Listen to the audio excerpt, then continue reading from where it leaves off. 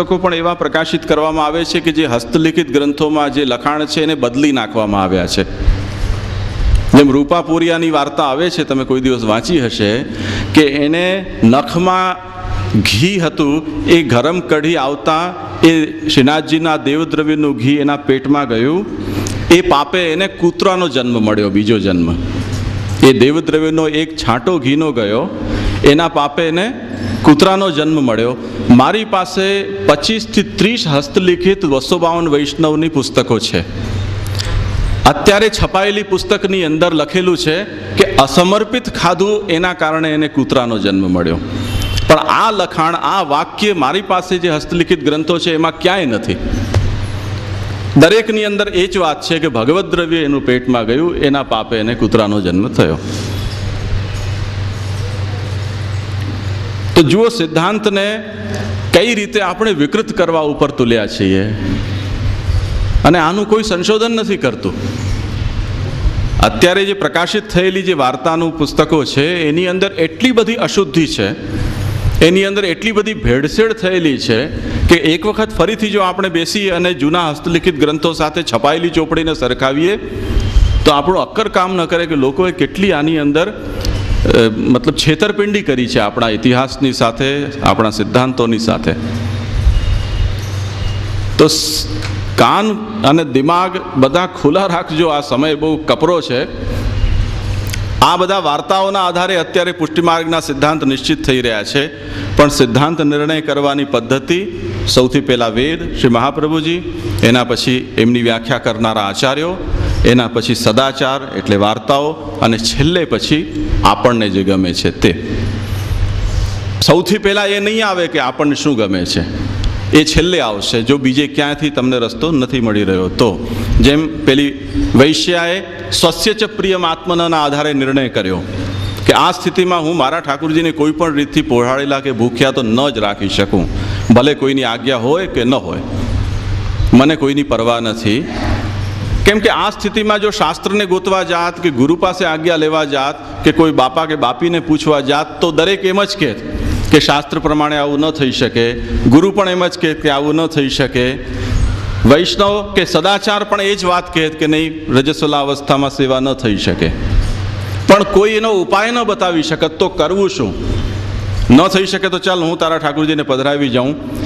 જો આ સ્થિતિ હોય તો આ એવો અપવાદ છે કે જેમાં ઠાકુરજીના સુખના વિચારથી કંઈ પણ કરી શકાય છે. શાસ્ત્રની આજ્ઞાનો પણ બાદ કરી શકાય છે, ભગવાનની આજ્ઞાનો, ગુરુની આજ્ઞાનો પણ બાદ કરી શકાય છે પ્રભુ સુખના વિચારથી. તો આવી કોઈક પરિસ્થિતિમાં તમે સ્વસ્ય ચ પ્રિયમ આત્મન એનો જો તમે વિચાર કરો કે એને તમે નિર્ણય માટેનો એક ક્રાઇટેરિયા બનાવો તો સમજી શકાય એવી વાત છે. પણ ગામ પાસેથી ભીખ માગવા માટે તમે તનુજા વિત્તજા એમ બે સેવાના વિભાજન કરો, અને વિત્તજા સેવા પણ કરી શકાય છે સ્વતંત્ર. આવી જાતના નિર્ણયોને, એવી જાતની ચોપડીઓ છાપો તો નાક કપાવવાની વાત છે, ખરેખર દરિયામાં ડૂબી મરવા જેવી વાત છે. એ એક આચાર્ય તરીકે તો છોડો, એક સામાન્ય બ્રાહ્મણ તરીકે પણ એ શોભાસ્પદ વસ્તુ નથી. બ્રાહ્મણસ્ય તું દેહોયમ ક્ષુદ્ર કામાય નિશ્યતે, એમ ભાગવત કહે છે કે આ બ્રાહ્મણનો દેહ છે આવી ક્ષુદ્ર કામનાઓ માટે નથી, ગામ પાસેથી પૈસા ભેગા કરવા માટે બ્રાહ્મણનો દેહ નથી, આચાર્ય કે ગુરુપદ તો સર્વથા એના માટે નથી. અને એમાં પણ ઠાકુરજીને નિમિત્ત બનાવવું અને ઠાકુરજીના નામે ભીખ માંગવી, પેટ માટે માંગો તમે. આજે નથી માંગતા લોકો અમને ફ્રીજ જોઈએ ને અમને ટીવી જોઈએ ને એમને ગાડી જોઈએ ને અમને બંગલા જોઈએ ને અમારા છોકરીના લગ્ન કરવા છે, ને માગે જ છે કે નહીં બધા?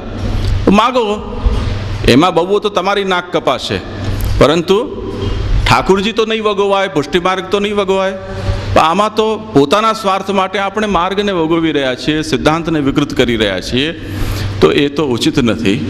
એટલે પ્રાયશ્ચિત્ત પણ કર્મ છે, એ વાત બહુ મહત્વનું છે.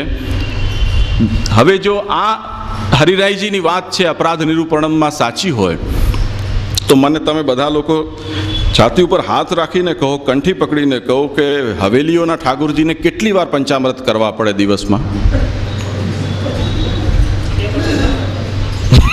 પંચામૃત સિવાય બીજી કોઈ સેવા જ ન થઈ શકે. આજની જે દશા, જે રીતે પુષ્ટિમાર્ગ આપણે ચલાવી રહ્યા છીએ, એમાં પંચામૃત સિવાય બીજા કોઈ દર્શન ખુલી જ ન શકે એવી દશા છે આ. તો તો વિચારજો ક્યારેક ફુરસદથી. આ ગ્રંથો ન હોય તો આપણે જે ગ્રંથો પ્રકાશિત કર્યા વચનાવલી, એમાં શ્રી હરિરાય મહાપ્રભુના આ ગ્રંથોનું વચન અને એનું અનુવાદ પણ આપેલું છે. તમે એમાં જોજો અને તમને સમજ વિચારજો પણ એને. ભગવાને બુદ્ધિ આપી છે આપણે બધાને કે જો આ સિદ્ધાંત સાચો છે તો આપણો જે વ્યવહાર છે એ સાચો કે ખોટો, અને એમાં શું પરિવર્તન લાવવું જોઈએ. અને એક પુષ્ટિમાર્ગી તરીકે આવી સ્થિતિમાં માર્ગના સિદ્ધાંતને જાળવવા માટે, માર્ગનું ગૌરવ રાખવા માટે આપણું કર્તવ્ય શું બને છે. કમસે કમ આપણે તો આવું દુષ્કૃત્ય ન કરીએ. આપણે તો જ્યાં મહાપ્રભુજીના સિદ્ધાંતોની આવી ક્રૂર હત્યા થતી હોય એવા સ્થાનોમાં કે એવા વ્યક્તિઓને સહયોગ આપણે ન આપીએ, એટલું તો ઓછામાં ઓછું આપણે કરી શકીએ છીએ. તો એવો સંકલ્પ તો એક પુષ્ટિમાર્ગી તરીકે આપણા બધાનો રહેવો જ જોઈએ. તો આ વાતને ખાસ સમજજો. તે રીતે દાન પણ એક નૈમિત્તિક કર્મ છે. આપણે જોઈએ છીએ જેમ ગંગા દશેરા વગેરે આવે તો જલકુંભનું દાન કરીએ છીએ, કુષ્માંડનું દાન થાય છે, એમ અનેક જાતના દાન છે. એક ધન્યવાદ. તો આ વસ્તુને આપણે વિચારતા રહેવું જોઈએ. દાન છે એ પણ નૈમિત્તિક કર્મ છે. આપણે જ્યારે લઈએ છીએ, ભેગું કરીએ છીએ, તે વખતે એને ભોગવીએ, સાથે સાથે બીજાને પણ એનો હક હિસ્સો છે એ સ્વીકારીએ. એટલે શાસ્ત્રમાં દરેક ધર્મમાં દુનિયાના દાન છે એની બહુ મહત્તા છે. ઇવન મુસલમાન જેવા ધર્મોમાં પણ ખૈરાત એ દાનનું જ એક બીજું રૂપ છે અને એ બહુ આવશ્યક કર્મ બતાવવામાં આવ્યું છે. તે સિવાય વ્રત, ઉપવાસ, તીર્થાટન આ બધા પણ નૈમિત્તિક કર્મો શાસ્ત્ર આપણને બતાવે છે. જ્યારે મુખ્ય ધર્મનું પાલન ન થતું હોય, શ્રૌત ધર્મનું, ત્યારે આ ધર્મો છે એને આપણે આગ્રહપૂર્વક જાળવવા જોઈએ, એમ આપણને શાસ્ત્ર સમજાવે છે. તે સિવાય કામ્ય કર્મો અને નિષિદ્ધ કર્મો, આ બંને કર્મો નિંદિત છે. એટલે શાસ્ત્ર યદ્યપિ કામ્ય કર્મ બતાવે છે કે તમારી જો આ કામના હોય તો તમે આ કર્મ કરો.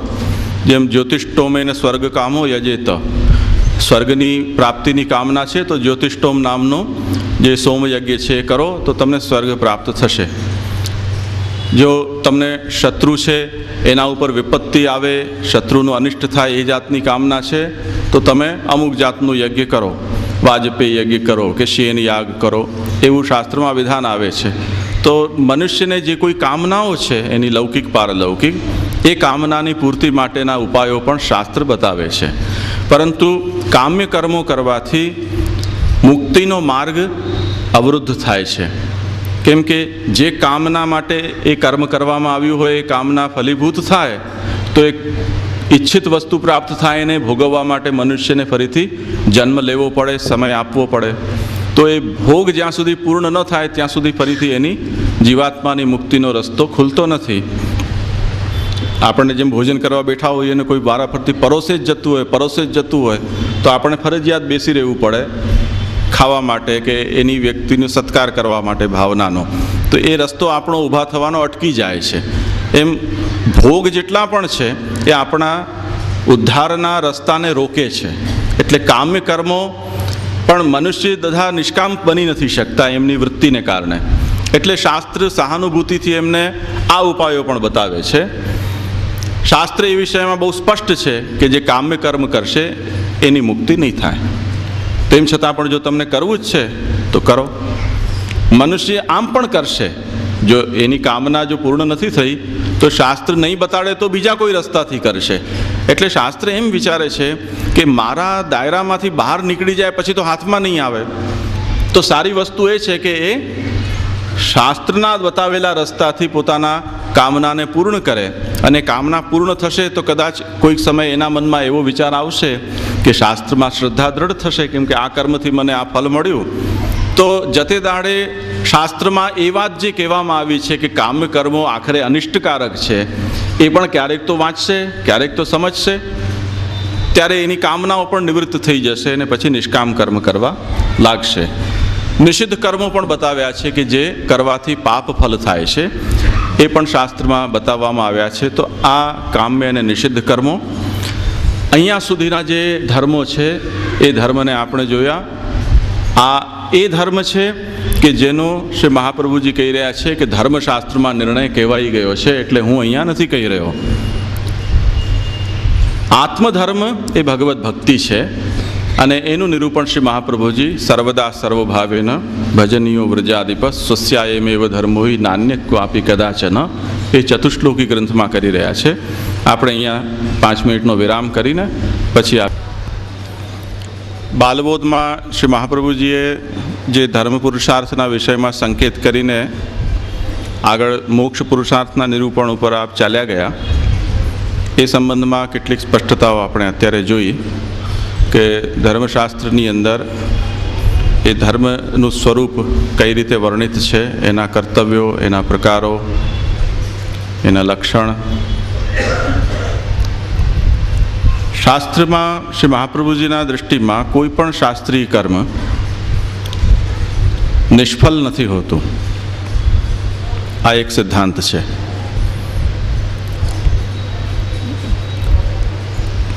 વેદના વચનોની વ્યાખ્યા કરવામાં જેમ શ્રી મહાપ્રભુજી એક આચાર્ય છે, એવી રીતે મીમાંસક વગેરે પણ અન્ય પ્રાચીન વિચારકોએ વેદ ઉપર પુષ્કળ વિવેચન કર્યું છે, શાસ્ત્રાર્થો થયા છે.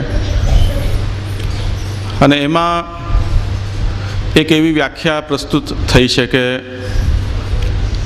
શાસ્ત્ર જે નિત્ય નૈમિત્તિક કર્મ બતાવે છે, જે કર્મની સાથે, જે કર્મના વિધાનોની સાથે, આજ્ઞાઓની સાથે કોઈ ફલનો નિર્દેશ કરવામાં નથી આવ્યો. દાખલા તરીકે અહરહ સંધ્યામ ઉપાસિત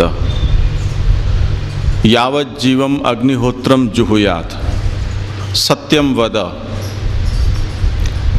આ કેટલાક શાસ્ત્રની આજ્ઞાના વચનો છે જેની સાથે આવું અગ્નિહોત્ર કરીશું કે સંધ્યાવંદન કરીશું અથવા સત્ય બોલીશું તો એ બોલનારને કે એ યજ્ઞ કરનારને કે સંધ્યા કરનારને શું મળશે, એની કોઈ સ્પષ્ટતા શાસ્ત્ર ત્યાં કરી નથી રહ્યું. એટલે એ જાતના કર્મ વિધાનને મીમાંસકોએ એવી કક્ષામાં રાખ્યા કે આ કર્મો આવશ્યક છે અને ન કરો તો અપરાધ છે, પણ કરો એનું કોઈ ફલ નથી. એવું એમણે એ શાસ્ત્રના વચનો છે એનો અર્થ બતાવ્યો. અકરણે પ્રત્યવાય એટલે ન કરો તો પ્રત્યવાય છે, દોષ છે, પણ કરવાથી કોઈ ફલ, કેમ કે શાસ્ત્ર ત્યાં બોલી નથી રહ્યું કે આ કરશો તો આ ફલ થશે, એટલે એનું કોઈ ફલ નથી, પણ એને છોડી નથી શકાતું. શ્રી મહાપ્રભુજી આ વિચારધારાથી સંમત નથી અને મહાપ્રભુજી બહુ સ્પષ્ટ કહે છે કે વેદની આજ્ઞા, શાસ્ત્રની આજ્ઞા એ રાજ આજ્ઞાવત છે અને રાજ આજ્ઞાવત હોવાને કારણે કદાચ ત્યાં એ આજ્ઞાઓ સાથે કોઈ ફલનું વિધાન શાસ્ત્ર નથી કરતું, પરંતુ રાજાની આજ્ઞાનું પાલન કરો તો બીજું કદાચ કોઈ પુરસ્કાર મળે કે ન મળે, પરંતુ રાજાની પ્રસન્નતા રૂપ તો ફલ એની સાથે સંલગ્ન છે જ. એટલે નિષ્ફળ કોઈ પણ કર્મ શાસ્ત્રમાં સંભવ નથી. એટલે મિનિમમ ફલ, એનું નામ પુણ્ય હોય, એનું નામ સ્વર્ગ હોય અથવા તો કામ્ય કર્મ હોય, તો બીજું કોઈ પણ જે કામના અનુસાર ફલ હોય એ દરેક કર્મની સાથે જોડાયેલું છે અને એ કર્મ કરનારને એ ફલ મળે જ છે. તો ધર્મથી મનુષ્ય એવા હોય છે કે જેમને કોઈને કોઈ કામનાઓ હોય છે, પરંતુ ઘણા લોકો જેમ વ્રજભક્તોના પ્રસંગમાં આવે છે અને વ્રજભક્તો એમ કહે છે કે અમે ભગવાનને સંબોધીને કે અમે આપના માટે લોક અને વેદ બંનેનો ત્યાગ કરીને આપના પાસે આવ્યા છીએ. એટલે ન તો અમને કોઈ લૌકિક ફલ કે સિદ્ધિની કામના છે, ન કોઈ શાસ્ત્રના પાલન કરવાથી, આજ્ઞાનું પાલન કરવાથી કે ધર્માચરણ કરવાથી મળતી સિદ્ધિઓની કોઈ કામના છે. તો એવી જાતની જેની મનોવૃત્તિ છે કે જેમના માટે માત્ર ભગવાન જ ફલરૂપ છે, લોક કે વેદ એમના માટે ફલરૂપ નથી, એ એમના લક્ષ્યમાં આવતું નથી. ભગવાન માત્ર જેનું લક્ષ્ય છે, શ્રી મહાપ્રભુજી કહે છે કે એ કોઈક વિશેષ પુષ્ટિને કારણે જ આવી ભાવના કોઈ જીવના મનમાં પેદા થઈ શકે છે, અને એ વિશેષ પુષ્ટિ એ જ પુષ્ટિ માર્ગ છે. પુષ્ટિ પ્રવાહ મર્યાદા ભેદ ગ્રંથ અહીંયા આપણે થયો છે કે નહીં? ગોંડલમાં થયો, અહીંયા એ ગ્રંથ નથી થયો. આ વિષયનો બહુ વિસ્તાર શ્રી મહાપ્રભુજીએ પુષ્ટિ પ્રવાહ મર્યાદા ભેદ ગ્રંથમાં કરેલો છે, અને ત્યાં શ્રી મહાપ્રભુજીએ એ વચનોના સંદર્ભ પણ આપ્યા છે કે જે શાસ્ત્રના વચનોથી પુષ્ટિજીવની મનોવૃત્તિ કેવી હોય છે, એનું વલણ કેવું હોય છે, એના જીવનનું લક્ષ્ય કેવું હોય છે, એની સ્પષ્ટતા એ ગ્રંથથી આપણને થઈ શકે છે. તો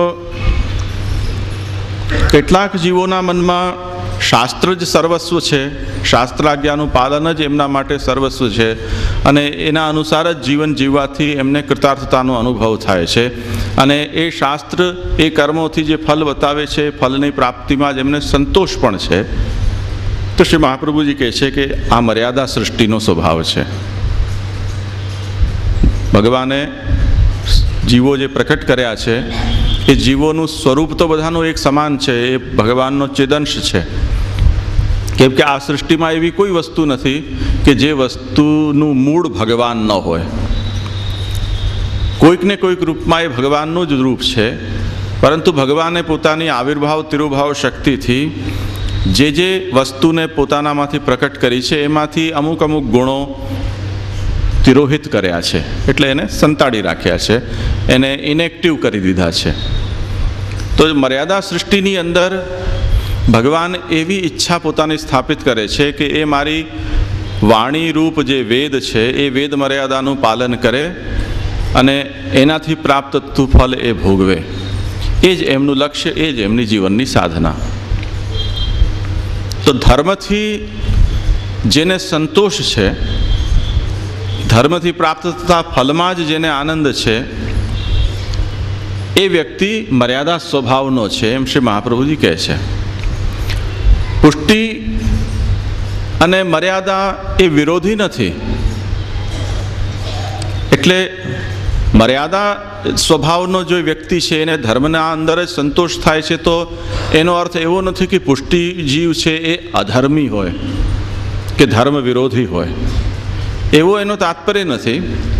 પણ પુષ્ટિજીવની દૃષ્ટિ ધર્મથી એક પગથિયા ઓર આગળ જાય છે કે આ ધર્મ કયો કોણે, અમે એને પકડવા ઈચ્છીએ છીએ.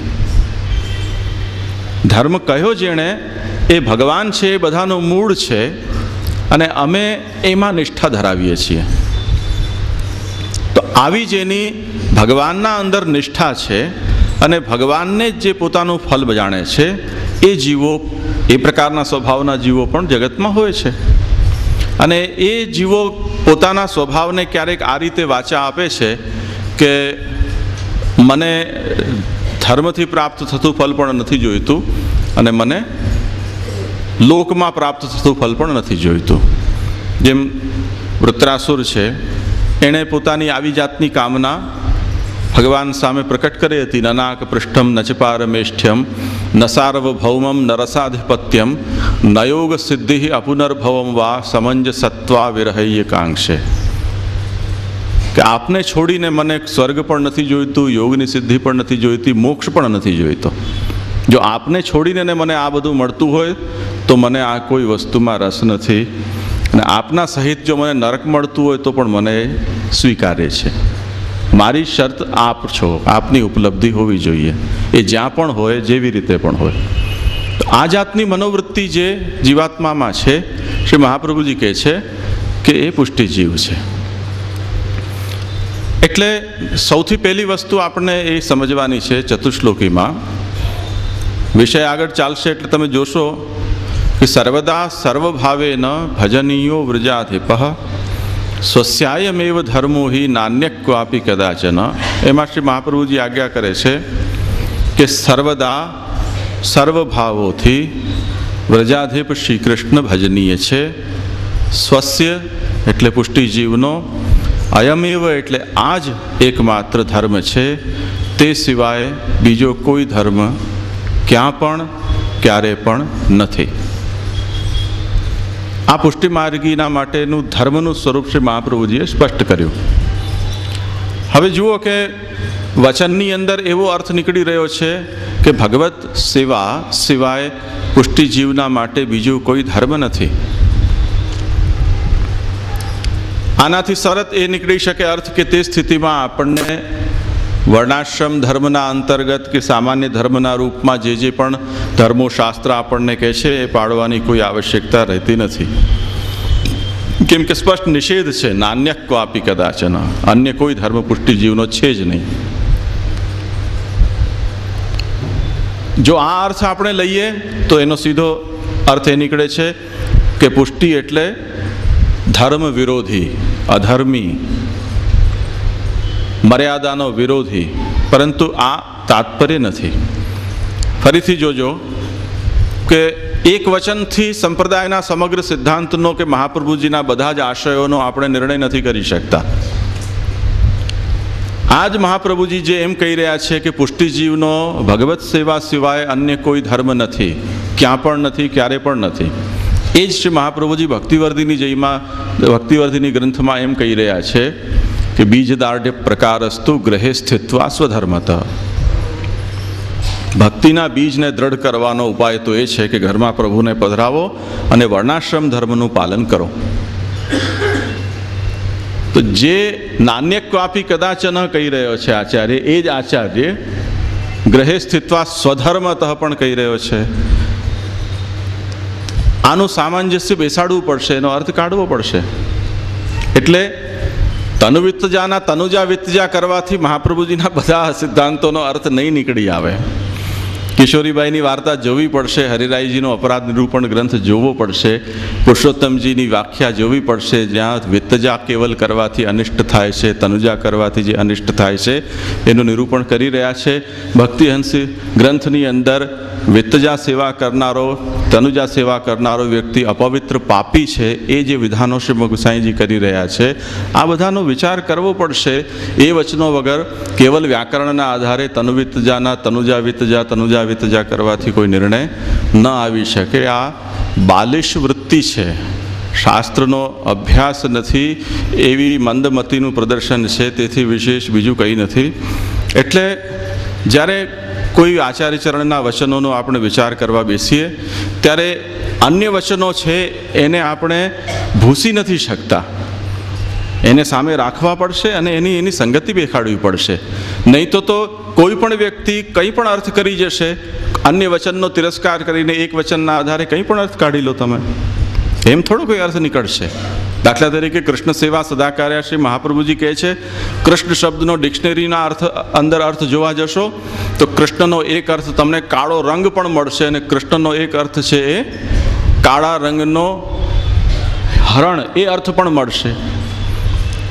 તો કૃષ્ણ સેવા સદાકાર્યા એટલે હરણની સેવા કરવી, કાગડાની સેવા કરવી કે કોલસાની કરવી કે પરબ્રહ્મ પરમાત્મા શ્રી કૃષ્ણની સેવા કરવી, એ કયો અર્થ લેશો તમે?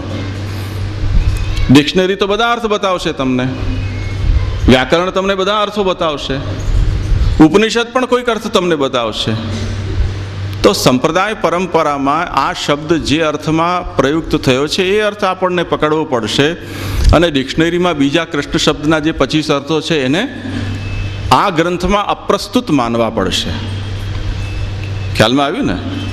જેમ કોઈ વ્યક્તિને, એક વ્યક્તિનું પંકજ નામ છે, કોર્ટની અંદર કેસ ચાલી રહ્યો છે અને પંકજભાઈ હાજર થાય એમ જો કહેવામાં આવે તો દુનિયાભરમાં જેટલા પંકજો એને હાજર કરવાના?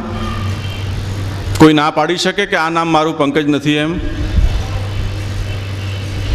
જ્યાં જે વસ્તુ વ્યક્તિ છે એના સાથે એના બાપનું નામ જે જોડાય છે, એની જ્ઞાતિ, એની ઉંમર, એનું સરનામું, એનાથી એ પંકજ વ્યક્તિને જે પરિભાષિત કરવામાં આવ્યો છે એ પંકજ વ્યક્તિને હાજર થવાની વાત છે. આખી દુનિયાના કોઈ પંકજને બોલાવવાની વાત નથી. પણ આટલી સામાન્ય કોઠાસૂઝ ન હોય અને માણસ છે એ બધી જગ્યાએ સમન બજાવવા જાય દુનિયામાં જેટલા પંકજ રહેતા હોય, તો એ બેલીફ છે કદી એ સમનને બજાવી ન શકે. તો એ વાતને અહીંયા પણ ખાસ સમજજો કે મર્યાદા અને પુષ્ટિનો જે ભેદ છે એ ભેદ ધર્મનિષ્ઠા અને ધર્મીનિષ્ઠાનો છે. જે ધર્મનિષ્ઠ છે, ધર્મી એટલે જેણે ધર્મનો ઉપદેશ કર્યો છે, ધર્મનો નિયમ આપણને બતાવ્યો છે, કે ધર્મ જેણે બનાવ્યો છે એ ધર્મી છે. ધર્મ કરતાં ધર્મી ઉપર વધારે જેની નિષ્ઠા છે એ પુષ્ટિજીવ છે. ધર્મીના કરતાં ધર્મ ઉપર જેની વધારે નિષ્ઠા છે એ મર્યાદા જીવ છે. એનો સીધો સરળ દૃષ્ટાંત આપણને ભગવાન જે વખતે ગોચારણ માટે પધાર્યા અને સોખાઓને ભૂખ લાગી તે વખતે યજ્ઞપત્નીઓ તે વખતે ત્યાં યજ્ઞની તૈયારી કરી રહી હતી અને એમના પતિઓ યજ્ઞ કરી રહ્યા હતા. જ્યારે એ બાળકો સખાઓ ત્યાં ભોજન માંગવા માટે ગયા ત્યારે એમણે ધૂતકારી દીધા. ત્યારે ભગવાને કહ્યું કે આ કર્મ જડ લોકો છે, એમની પાસે નહીં જાઓ, તમે એમની પત્ની પાસે જાઓ, એ જરૂર તમારી ઈચ્છા પૂર્ણ કરશે, મારું નામ દેજો. અને જ્યારે ભગવાન પધાર્યા છે એવી એમણે વાત કરી તો યજ્ઞ માટેની સામગ્રીઓ લઈને એ પત્નીઓ ભગવાન પાસે આવી. ભગવાને એમનો સત્કાર કર્યો, સ્વીકારી એમનો ભોગ. અને જ્યારે એ પ્રસંગ પૂરો થઈ ગયો પછી ઓલા જે સ્વાહા સ્વાહા કરી રહ્યા હતા ત્યાં એમને પણ એ રિયલાઇઝ થયું કે ખરેખર તો યજ્ઞના માધ્યમથી જે આહુતિ જેમને પહોંચાડી રહ્યા હતા આપણે, એ સાક્ષાત અહીંયા પધાર્યા હતા અને એમણે માંગ્યું અને એમને આપવાનું આપણને સૂઝ્યું નહીં. અને આપણા મનમાં એમ રહી ગયું કે યજ્ઞ માટેની વસ્તુ એમને એમ કેમ આપી શકે, શાસ્ત્રનો બાધ થઈ જશે. તે પ્રસંગમાં શ્રી મહાપ્રભુજી એવો પ્રશ્ન ઉપસ્થિત કર્યો કે જ્યારે એમને આવી બુદ્ધિ સૂજી તો સૂજ્યા પછી એ લોકો ભગવાન પાછળ ક્ષમા માંગીને દોડતા કેમ ગયા નહીં? કેમ કે એવું વર્ણન નથી આવતું. એ લોકો મનમાં એવું વિચારીને બેસી રહ્યા એ બ્રાહ્મણો. ત્યાં શ્રી મહાપ્રભુજી ખુલાસો કરે છે કે ભગવાન જેનું વર્ણ મર્યાદા રૂપમાં કરે છે એમને કદાચ આવી સમજ આવી પણ જાય, તેમ છતાં પણ મર્યાદામાં વર્ણ કરેલા દેહ ઇન્દ્રિયને સ્વભાવ છે એ પુષ્ટિની પ્રવૃત્તિ કરાવી નથી શકતા. તો આ જે વર્ણનો ભેદ છે એ સમજ હોવા છતાં પણ આપણી ઇન્દ્રિયોની પ્રવૃત્તિ એ કાર્યમાં ન થાય તે ન જ થાય. આ મર્યાદાનો સ્વભાવ છે. ધર્મનિષ્ઠા આ છે. સામે ઊભો છે જેને પહોંચાડવાની આહુતિ એને જ છે. એ અગ્નિ પણ કોને પહોંચાડત? ભગવાનને જ પહોંચાડવાની હતી એ આહુતિ, પણ શાસ્ત્ર આજ્ઞાનો બાધ થઈ જાય.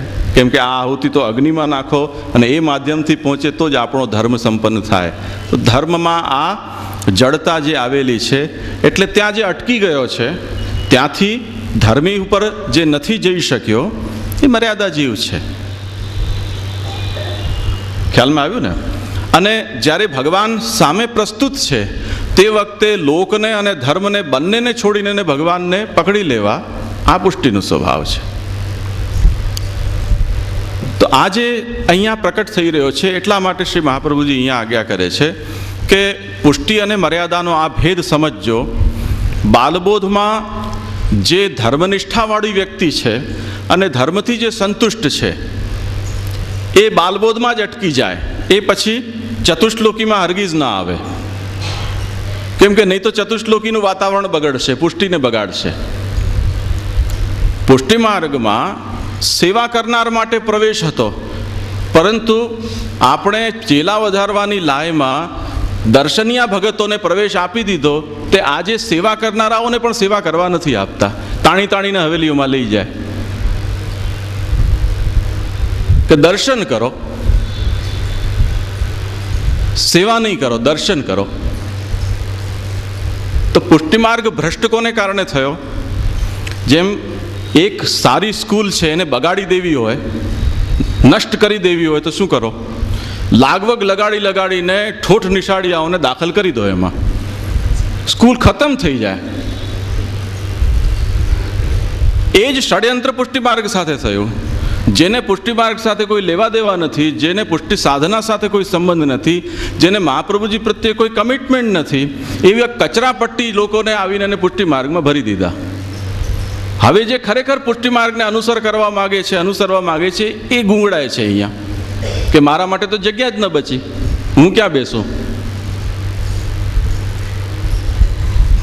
આ બહુ ગંભીર પરિસ્થિતિ છે. દરેક લેવલ ઉપર અત્યારે આ જ ષડયંત્ર ચાલી રહ્યું છે લેભાગુ લોકોનું. IIM સુધી રિઝર્વેશનની વાત પહોંચી ગઈ. બોલો, જે જગ્યાએ 99% માર્ક આવે એને માંડ એડમિશન મળતું હોય ત્યાં પણ 35% વાળાને દાખલ કરવા પડે, તો શું દશા થશે હવે એની વિચારજો. આજે એ કંપનીની અંદર, એ સંસ્થાની અંદર ભણનારી વ્યક્તિ પાસ થાય કે નાપાસ થાય, એની નોકરી મહિને લાખ રૂપિયાની પાકી છે. આ એ સંસ્થાની એ શાખ છે કે ક્વોલિટી એટલી બધી ત્યાં જાળવવામાં આવે છે.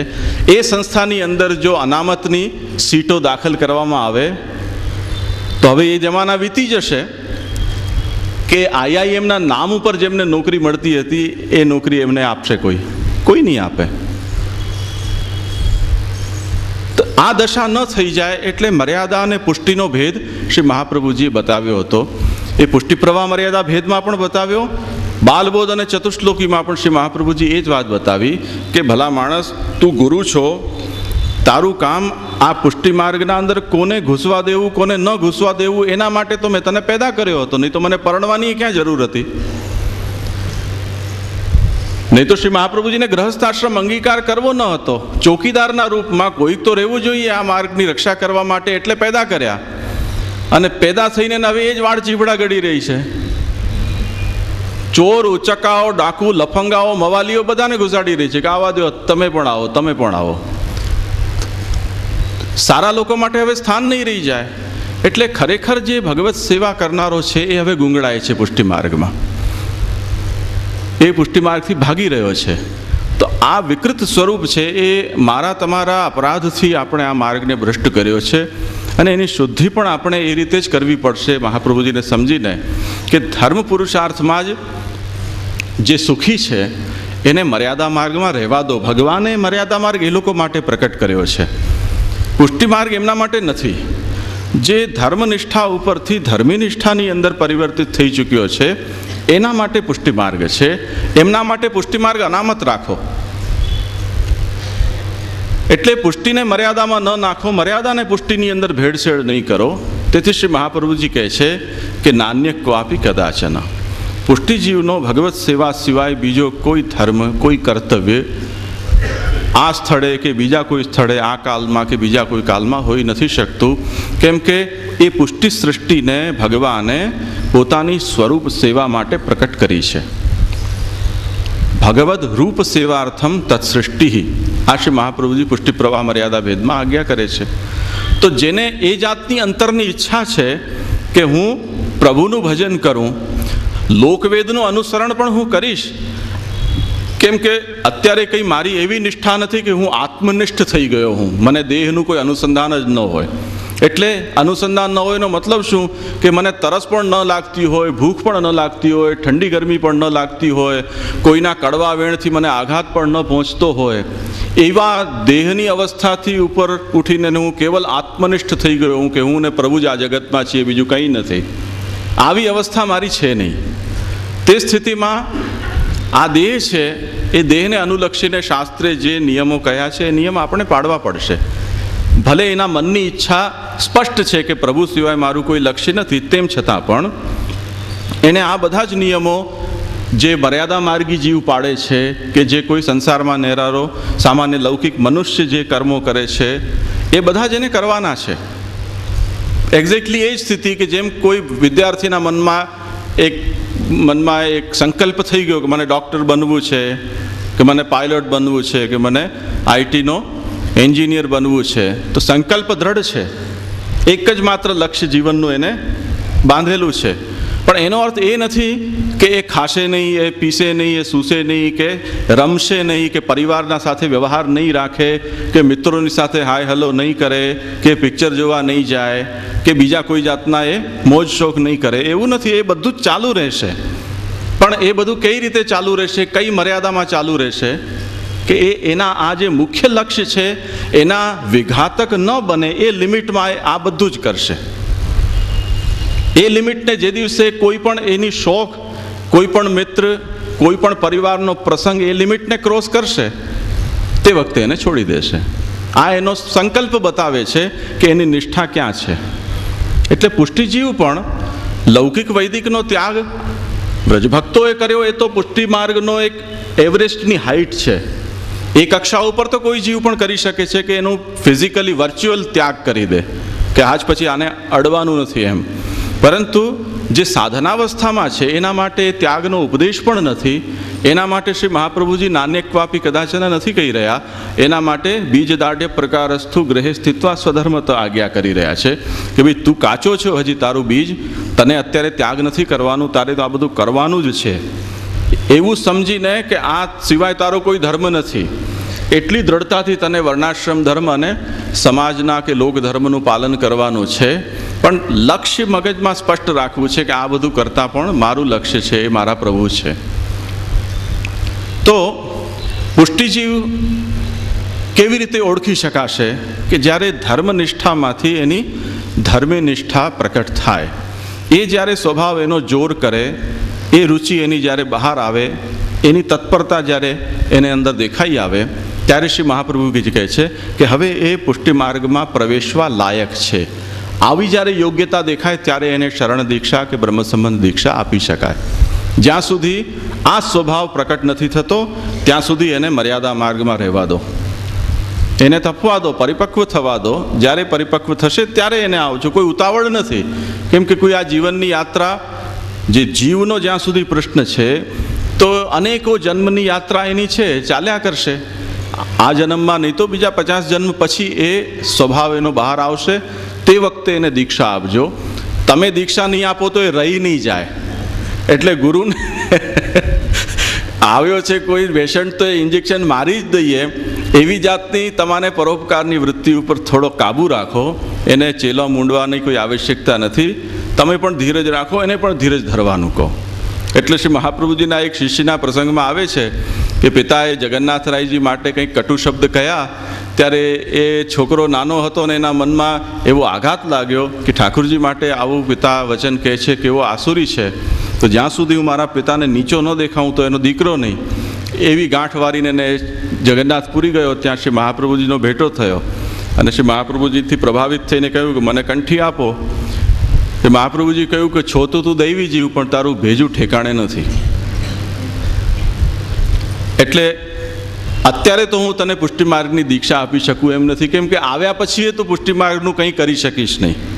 તારા મગજમાં તારા બાપને વૈર વાળવાનું છે, પ્રભુના અનાદરનો બદલો લેવાની જે ભાવના છે એ જ્યાં સુધી દૂર થઈને તારું ચિત્ત સાત્વિક ન બની જાય, ભગવત ભાવ પ્રચુર ન બની જાય, ત્યાં સુધી પુષ્ટિ માર્ગમાં તું આવી ન શકે.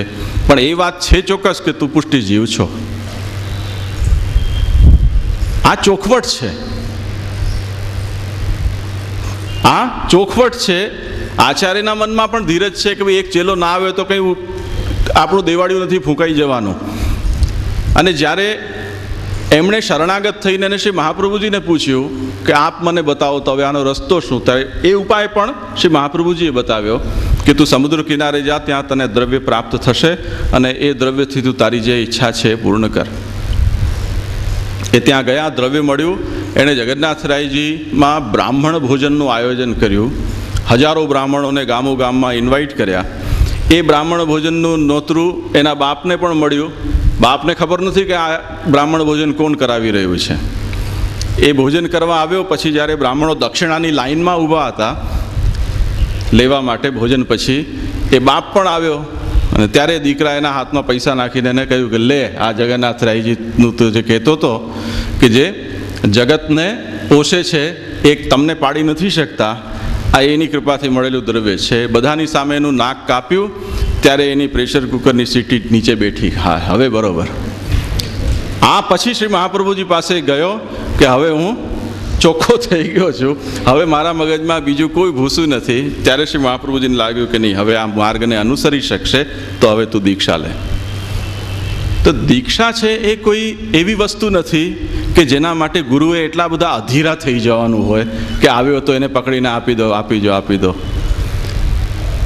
બંને ધીરજ રાખવાની જરૂર છે. કેમ કે જે દીક્ષા લીધા પછી એ દીક્ષાને જે નભાવી ન શકે, દીક્ષાનો કર્તવ્ય છે એનું પાલન ન કરી શકે એવા વ્યક્તિને જો તમે દીક્ષા આપો છો તો એ દીક્ષાનું અવમૂલ્યન છે. એ દીક્ષા તમે વેચી રહ્યા છો. એ ધંધો થઈ ગયો તમારો. એ પછી ન તો એના કલ્યાણનો વિચાર રહ્યો, ન માર્ગના હિતનો વિચાર રહ્યો, ન તમે તમારા કર્તવ્યનો વિચાર કરશો. કેમ કે જેના મગજમાં બીજો ભરાયેલા છે ધર્મ અર્થ કામ મોક્ષના, એ વ્યક્તિને પુષ્ટિમાર્ગ સંભળાવશો તો પણ એ બિચારો ગાંડો થઈ જશે કે આ બધું શું કહી રહ્યા છો, મને કંઈ સમજાતું નથી, મને આમાં કંઈ કામનું લાગતું નથી.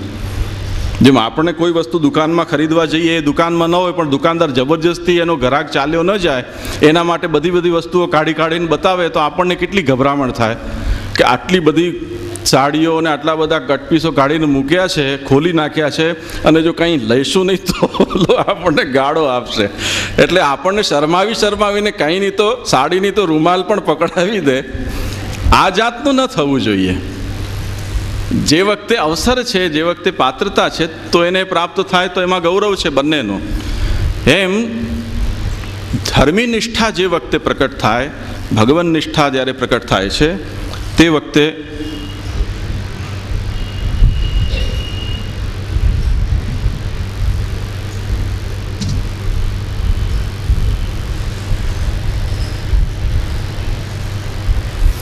વખતે પુષ્ટિજીવ છે એવો નિશ્ચય થાય છે.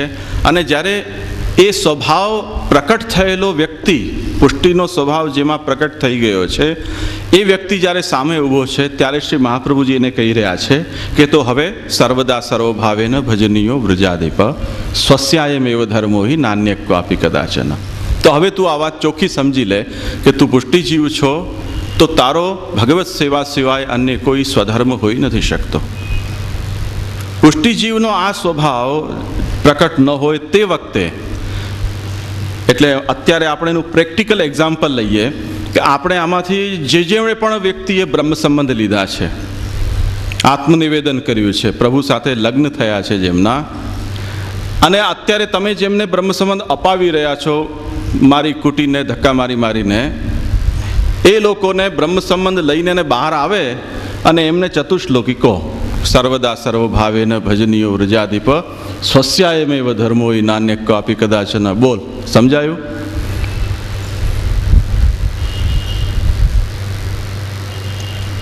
ભાગી જશે ઘર છોડીને, ને ઘર છોડીને ભાગી જશે, ગામ છોડી દેશે કે આ ગામમાં ન રહેવાય.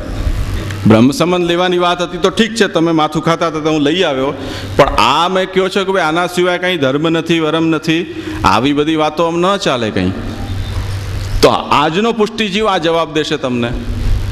તો તમે કોની સામે આ બધું નાટક કરી રહ્યા છો? ઠાકુરજીને છેતરી રહ્યા છો, માર્ગને છેતરી રહ્યા છો, મહાપ્રભુજીને છેતરી રહ્યા છો, એ વ્યક્તિને મૂર્ખ બનાવી રહ્યા છો કે જેને પુષ્ટિ નિષ્ઠા નથી એને જબરજસ્તી પુષ્ટિની અંદર દીક્ષિત કરાવી દઈ રહ્યા છો. તો એમાં કોઈ ગૌરવ નથી.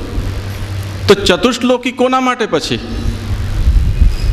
તો એ વાત સમજો કે જ્યારે આ પુષ્ટિનું વરણ ભગવાને જે કરેલું છે જીવાત્માનું, એ વરણ જ્યારે બોલવા લાગી જાય તે વખતે આ પ્રસ્તુત બને છે ઉપદેશ. એટલે જ શ્રી મહાપ્રભુજીએ આ ગ્રંથમાં ભજનીય શબ્દનો પ્રયોગ કર્યો છે, ભજેત શબ્દનો પ્રયોગ નથી કર્યો. આનો બહુ અંતર છે, ધ્યાનથી સમજજો. ભજનીયનો અર્થ છે ભગવત સેવા એ ઉત્તમ છે, ભગવત સેવા કરવી આવશ્યક છે, ભગવત સેવા કર આવો આદેશ શ્રી મહાપ્રભુજી નથી આપી રહ્યા. કેમ કે શ્રી મહાપ્રભુજીને ખબર છે કે આદેશ આપીશું અને જો પુષ્ટિજીવ નહીં હોય અથવા પુષ્ટિજીવ હશે પણ એ આદેશનું પાલન કરવાની અવસ્થામાં નહીં હોય તો આ આદેશનું પાલન ન કરી શકશે તો યા તો એને અપરાધનો ભય થશે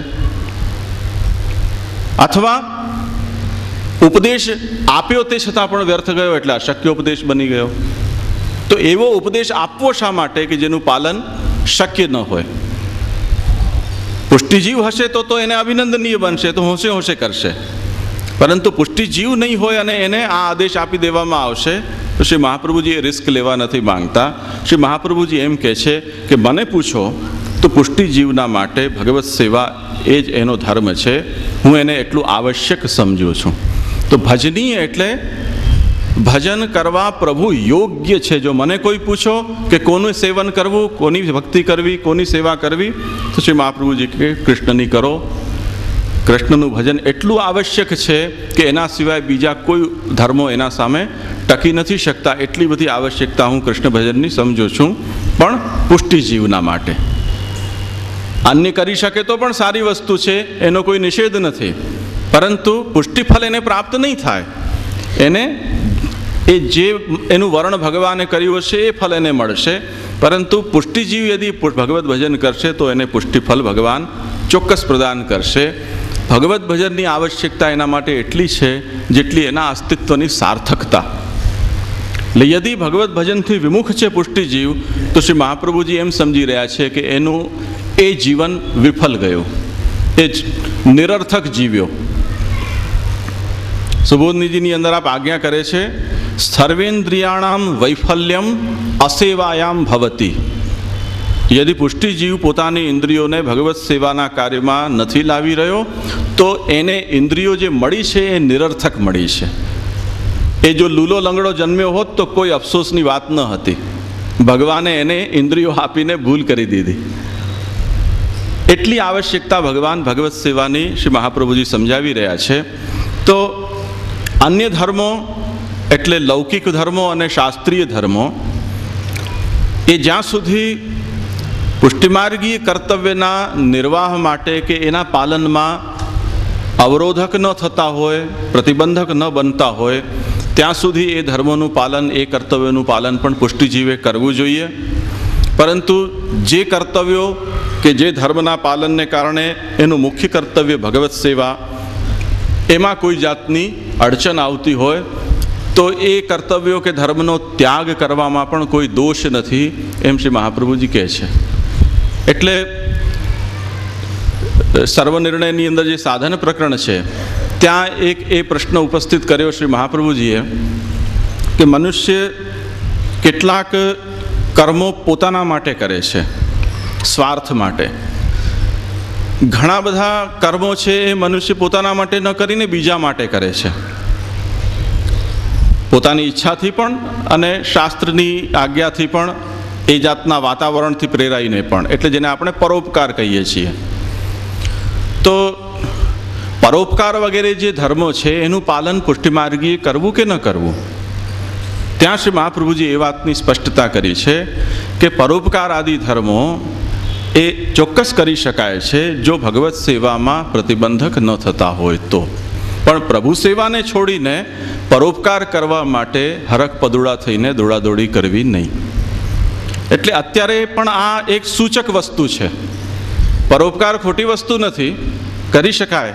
મનુષ્યના અંદર જે સ્વાર્થી વૃત્તિ છે એના કરતાં પરાર્થ ઘણી સારી વસ્તુ છે, પરંતુ ભગવત સેવા કે પરમાર્થ જેને આપણે કહીએ એનાથી તો ઉત્તમ પરોપકાર કે સ્વાર્થ કદી હોઈ નથી શકતો.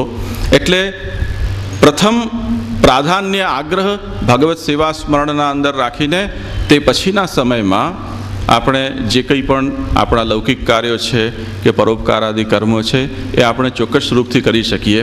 પણ આની અંદર ક્યારે પણ રિવર્સ એનું ન થઈ જાય એટલી સાવધાની ચોક્કસ રાખવી જોઈએ. આજે એક એવી જાતનો પ્રવાહ ચાલી રહ્યો છે, અન્ય ધર્મોની દેખાદેખી, અન્ય લોકોની દેખાદેખી, એક એવો પ્રવાહ ચાલી રહ્યો છે કે જેમાં લોકોને નિરંતર પરોપકાર, પર કાર્ય, પરમાર્થ આની અંદર દોરવામાં આવે છે અને કોઈ નથી કરતું તો એના પ્રત્યે હીન ભાવનાથી જોવામાં આવે છે. પણ એક વાત નિશ્ચિત સમજજો કે તમે જ્યારે પરોપકાર કરવા જાઓ છો ત્યારે જે પર છે ને એની કોઈ લિમિટ નથી. પર કોણ? તમારા પડોશીથી કરી અને આખા વિશ્વ સુધી એ પર જશે, તમે એને પહોંચી નહીં શકો. તમે તમારા ગામના ભિખારી છે કે યાચક છે એને તમે કંઈક આપી શકશો, પણ એનાથી કોઈ ટાન્ઝાનિયા કે નામીબિયાની અંદર 12 મહિના દુષ્કાળની અંદર પ્રતિદિન હજારો માણસ જે મરે છે એને તમે જીવાડી નહીં શકો. પરોપકારમાં પણ તમને કોઈને કોઈ સંકોચ કરવો પડશે. એ સંકોચ પણ તમે એટલો કરશો કે તમારી શક્તિ હટે એટલું જ કરી શકશો. તમારા ઘરનું કોઈ બીમાર પડશે ત્યારે તમે તમારા પડોશી છે એની સારવારમાં નહીં જઈ શકો, ફરીથી પાછા તમને તમારા ચૂઝી થવું જ પડશે. અને એ થવું એ ધર્મ છે. કેમ કે અન્ય માટે તો બીજો પણ કોઈ અવકાશ છે, પણ આના માટે તો બીજો કોઈ નથી. ઘરના લોકોની સારવાર તો ઘરના જ કરવી પડશે. તો દરેક જગ્યાએ જે કરવામાં આવશે એ થીગડા મારવાનું જ કામ થશે. પૂરેપૂરું કામ તો કોઈ નહીં કરી શકે. કોઈ વ્યક્તિને ભૂખ લાગી છે, એને કોઈ બીજો રસ્તો નથી. એકાદ દિવસ તમે જમાડી શકશો, આજીવન એનું પેટ નહીં ભરી શકો. જે દિવસે તમે એને નહીં જમાડો, ફરી પાછો એ તમને નિશાસા નાખીને જશે. 2-4 દિવસ નિરાશ થઈ ગયા પછી જે તમે ખાધું છે એ અન્નના જ ઓડકાર તમને એ સંભળાવશે કે આ તો હવે નાટક કરતો હતો, બહુ મોટો દાની પરમેશ્વર. વ્રજવાસીઓ પ્રાય આ જાતના વ્યવહાર કરતા હોય છે કે આપણે ત્યાં માગવા આવે ને જ્યારે બીજે વર્ષે એમને અપેક્ષિત ન મળે ત્યારે ગાળો આપીને જતા હોય. પછી સહન નહીં થઈ શકે એ પરોપકાર. પછી આપણને ફરી પાછો કંઈક ને કંઈક સ્વાર્થ વિચારવો પડશે. મહાપ્રભુજી બહુ સ્પષ્ટ છે આ વિષયમાં કે સ્વાર્થ કરતાં પરાર્થ એ ઉત્તમ છે, પણ ભગવત સેવા જેને આપણે પરમાર્થ કહીએ એ સર્વોત્તમ છે. એટલે પ્રાધાન્ય એને આપવું જોઈએ. આત્મનિવેદિત બ્રહ્મ સંબંધી જીવ છે એનું પ્રથમ કર્તવ્ય ભગવત સેવા, ભગવત ભક્તિ છે. એના પછીના સમયમાં અન્ય કાર્ય છે એ આપણે નિશ્ચિત રૂપથી કરી શકીએ છીએ, કરવા પણ જોઈએ. એમાં કોઈ જાતનો સંકોચ નથી. તો સ્વસ્યાયમેવ ધર્મહિ એટલે પુષ્ટિજીવનો ભગવત સેવા એ જ ધર્મ છે. આમાં જે શ્રી મહાપ્રભુજી મૂકી રહ્યા છે એનાથી ભગવત સેવા સિવાયના અન્ય ધર્મ કે કર્તવ્યના રૂપમાં જે કંઈ પણ તમે ગણી શકો એ બધાના ઉપર શ્રી મહાપ્રભુજી ચોકડી મારી રહ્યા છે. કર્તવ્યના રૂપમાં ચોકડી નથી મારી રહ્યા, ધ્યાનથી સમજજો. ન કરવાનું નથી કહી રહ્યા. શ્રી મહાપ્રભુજી ચેતવી રહ્યા છે કે આ સિવાય બીજા કોઈને તમે તમારો સ્વધર્મ નહીં સમજતા. કરતા હો તો કરજો, કરવું પડતું હોય તો કરજો, પરંતુ એને સ્વધર્મ સમજી ન લેતા ક્યારે પણ. જેમ વિદ્યાર્થી છે એને પરીક્ષા આવે છે તે વખતે હોળી આવી રહી છે તો આવતી હશે હોળી, પણ અત્યારે તો મારા માટે આ જ સ્વધર્મ છે. એમ સ્વધર્મનો બાધ કરનારો ઉત્સવ પણ આવતો હોય તો એ ઉત્સવ છે એ મનાવવામાં એનું મન ન જઈ શકે. એ જાતનો આપણા મન છે એ આપણા સ્વધર્મ પ્રત્યે દ્રઢ હોવો જોઈએ, એવો સંકેત શ્રી મહાપ્રભુજીનો અહીંયા છે. અહીંયા આ ગ્રંથના બધા શબ્દો બહુ જ વિચારણીય છે. શ્રી મહાપ્રભુજીએ સિદ્ધાંત મુક્તાવલીમાં કૃષ્ણ સેવા સદા કાર્યમાં સેવા એ કૃષ્ણની સેવા એ શબ્દનો પ્રયોગ કર્યો. ચતુશ્લોકીમાં આવી જઈને શ્રી મહાપ્રભુજી કહે છે ભજનીયો વ્રજાધિપ. કેમ કે કૃષ્ણ તો વ્રજથી કરી અને દ્વારકા પર્યંત કૃષ્ણ છે. એમાં તો કૃષ્ણમાં તો કોઈ ભાગ નથી. પરંતુ ચતુશ્લોકી ગ્રંથમાં આવીને શ્રી મહાપ્રભુજી સર્વદા સર્વભાવેન કૃષ્ણ ભજનીય નહીં, વ્રજાધિપ ભજનીય એમ કહી રહ્યા છે. આ એક સૂચક છે, વિચારણીય છે. કેમ કે કૃષ્ણના 3 એપિસોડ બહુ પ્રસિદ્ધ છે, વ્રજાધીશ, મથુરાધીશ અને દ્વારકાધીશ. અને પુષ્ટિમાર્ગની અંદર અવારનવાર ચર્ચાનો વિષય પણ બનતા રહે છે. શ્રી મહાપ્રભુજી કેટલાક લોકોના અંદર એવી ગેરસમજ પણ છે કે આપણે ત્યાં વ્રજાધિપ છે ભજનીય તો દ્વારકાધીશ છે એ કૃષ્ણ જ જાણે ન હોય એ જાતનો વ્યવહાર કે એ જાતના ભાષાનો પ્રયોગ ઇવન વાર્તા સાહિત્યમાં ત્યાં સુધી જોવા મળતો હોય છે. તમે 84 વૈષ્ણવની વાર્તા વાંચી હશે તો એક વૈષ્ણવનો પ્રસંગ આવે છે કે શ્રી મહાપ્રભુજી જ્યારે સુબોધનીજીનું વાંચન કરવા માટે બિરાજ્યા પ્રવચનમાં, અને ત્યારે એ વૈષ્ણવ જે સાથે હતા એમને દ્વારકાધીશમાં ખૂબ આસક્તિ હતી. તો દ્વારકાધીશ એ વૈષ્ણવને મળવા માટે ત્યાં પધાર્યા અને એ વૈષ્ણવને દ્વારકાધીશ એકબીજાને જોઈ રહ્યા હતા. અને તે દરમિયાનમાં શ્રી મહાપ્રભુજી પ્રવચન કરી રહ્યા હતા. મહાપ્રભુજીએ જોયું કે ઓલો મારી પ્રવચન સાંભળી નથી રહ્યો અને દ્વારકાધીશની સાથે આંખ લડાવી રહ્યો છે. કે મહાપ્રભુજી ગુસ્સે થઈ ગયા, પોથી બંધ કરી અને પીઠ દઈને બિરાજી ગયા કિટ્ટા તારાથી. અને ત્યાં જે શબ્દોના પ્રયોગ વાર્તામાં થાય છે એ એટલા કઠોર શબ્દો છે અને એનાથી એવું લાગે કે જાણે કે દ્વારકાધીશ એ કૃષ્ણ જ ન હોય, એ કોઈ બીજા કોઈ દેવ હોય ને અન્યાશ્રય થઈ જતો હોય એવી જાતના ત્યાં શબ્દોના પ્રયોગ જોવા મળે છે. પરંતુ એ થોડો અતિરેક છે. જો દ્વારકાધીશ કૃષ્ણના પ્રત્યે શ્રી મહાપ્રભુજીની એવી જ લાગણી હોત તો ત્રિવિધ લીલા નામાવલી અને પુરુષોત્તમ સહસ્ર નામમાં શ્રી મહાપ્રભુજીને કોઈ જરૂર ન હતી કે દ્વારકા લીલાના નામોનું વર્ણન કરે. ત્રિવિધ લીલા નામાવલીમાં તો શ્રી મહાપ્રભુજી ત્યાં સુધી આજ્ઞા કરી રહ્યા છે કે બાલ લીલાના નામના પાઠથી પ્રેમ થશે, કિશોર લીલાના પાઠથી આસક્તિ થશે અને વ્યસન દ્વારકા લીલાના પાઠથી પ્રભુમાં થશે. આ શ્રી મહાપ્રભુજી આજ્ઞા કરી રહ્યા છે.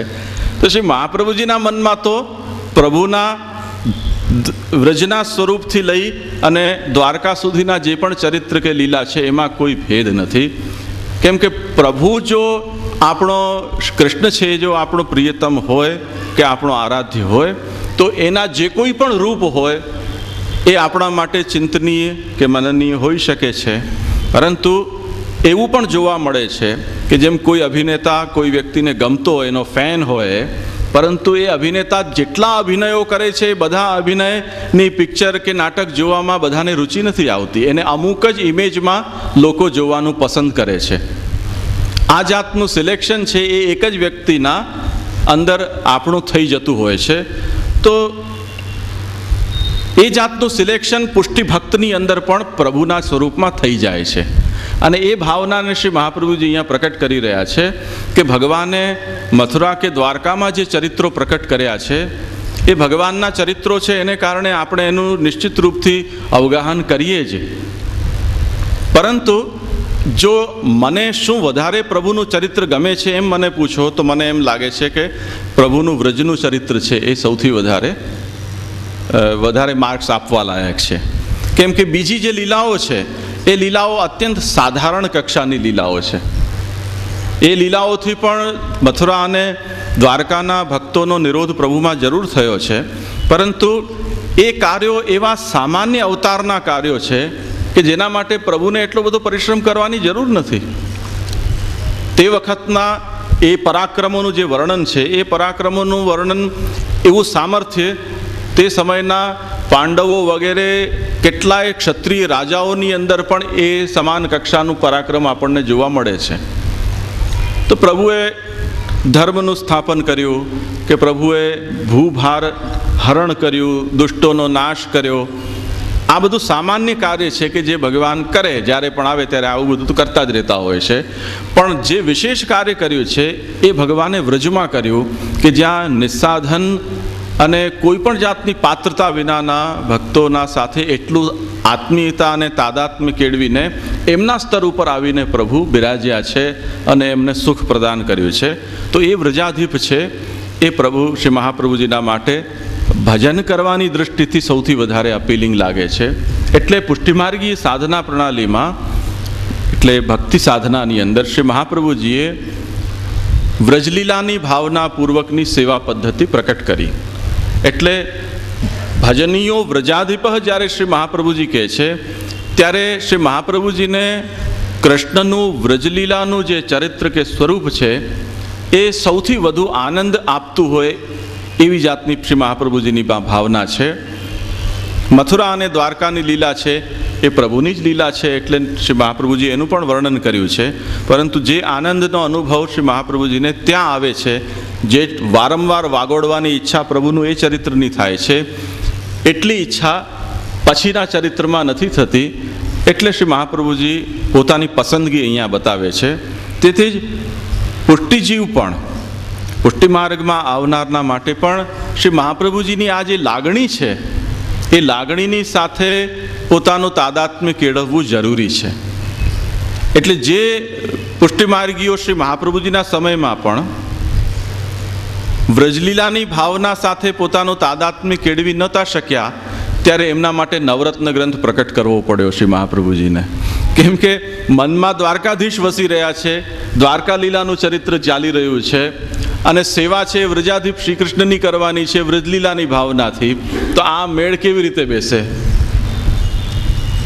એટલે ઉદ્વેગ થઈ ગયો સેવામાં, અને એ ઉદ્વેગના નિવારણ માટે શ્રી મહાપ્રભુજીને નવરત્ન ગ્રંથ પ્રકટ કરવો પડ્યો. ત્યારે એમની જે ભાવના હતી તે અનુસાર એમની ચિત્તની સ્થિતિ થઈ અને સેવા છે એ ઉદ્વેગ રહિત એ કરી શક્યા. તો વ્રજાધિપ, મથુરાધીશ કે દ્વારકાધીશ, એમાં ફરીથી સમજી લો સંક્ષેપમાં કે કૃષ્ણના અંદર કોઈ ભેદ નથી. જે કૃષ્ણ વ્રજમાં છે એ જ કૃષ્ણ મથુરા અને દ્વારકામાં છે, એમાં કોઈ તફાવત નથી. શ્રી મહાપ્રભુજીની ભાવના પણ કોઈ જાતનો ભેદ નથી, પરંતુ એક પસંદગી છે કે પ્રભુનું જે ચરિત્ર વ્રજમાં પ્રકટ થયું છે એ અસાધારણ ચરિત્ર છે અને શ્રી મહાપ્રભુજીને સૌથી વધારે અપીલિંગ લાગ્યું, એટલે અહીંયા વ્રજાધિપની સેવાની પદ્ધતિ પ્રકટ કરી. આ એક વાત છે.